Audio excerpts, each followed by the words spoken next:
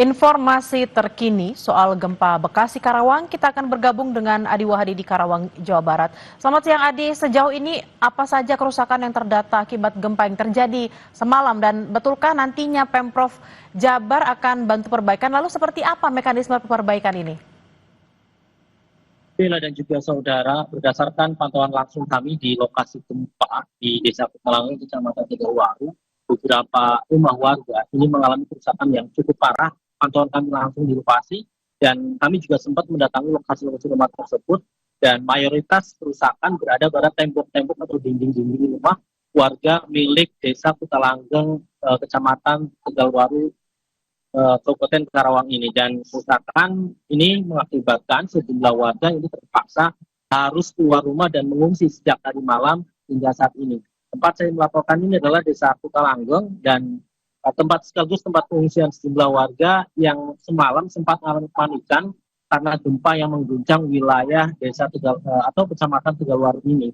Dan beberapa di antaranya hingga saat ini mereka belum berani kembali ke rumah dan beraktivitas di rumah karena kekhawatiran. Pasalnya hingga saat ini sudah terdeteksi ada 13 kali gempa susulan yang terjadi sejak tadi malam yang diawali oleh gempa berkekuatan 4,9 magnitudo, dan hingga saat ini sekitar pukul 12 sudah ada 13 kali gempa. Itu yang menjadi salah satu pertimbangan warga untuk kemudian sementara berada di tempat pengungsian mandiri yang saat ini sengaja didirikan oleh warga sekitar Desa Petalanggeng ini.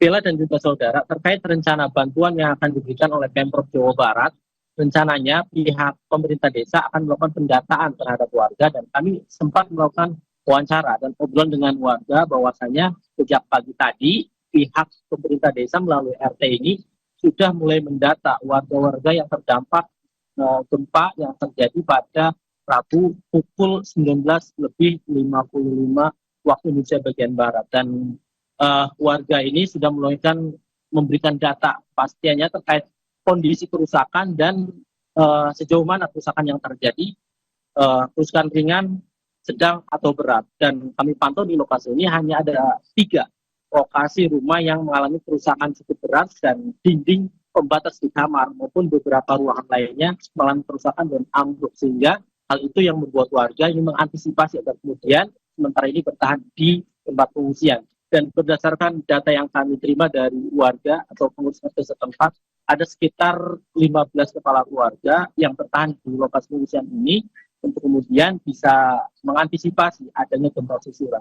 Namun diharapkan gempa susulan tidak terjadi dan mereka bisa kembali ke rumah.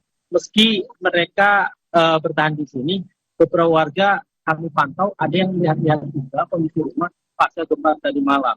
Selain rumah-rumah warga yang terdampak dan rusak akibat gempa, kami pantau juga aula kecamatan di wilayah Tegawaru, kemudian juga masjid dan sekolah juga mengalami kerusakan. Namun ini masih terjadi kerusakan yang sedang, sehingga aktivitas warga dan pegawai serta sekolah ini masih tetap dilakukan sembari tetap waspada dan hati-hati mengantisipasi adanya gempa susulan. Bella.